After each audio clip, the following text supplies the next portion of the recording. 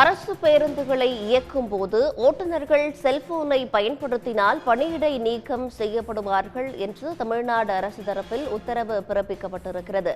விவரங்களோடு செய்தியாளர் பாலாஜி இணைகிறார். பாலாஜி, என்ன சொல்லப்பட்டிருக்கு? முழு விவரம்.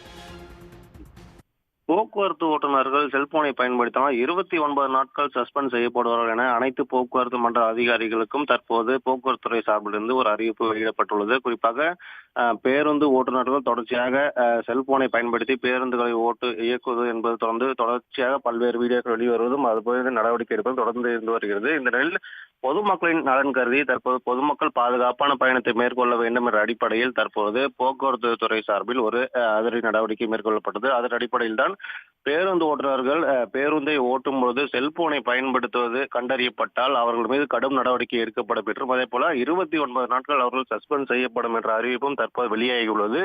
இதன் மூலமாக இதன் பிறகு பேருந்து ஓட்டுநர்கள் என்பது முழு பாதுகாப்புடன் பயணிகளை ஒரு இடத்திலிருந்து மற்றொரு இடத்திற்கு கொண்டு செல்ல பாதுகாப்பு பயணத்தை உறுதி செய்யும் வகையில் தற்போது போக்குவரத்துறை சார்பில் இருந்து இது நடவடிக்கை மேற்கொள்ளப்பட்டுள்ளது. விவரங்களுக்கு நன்றி பாலாஜி.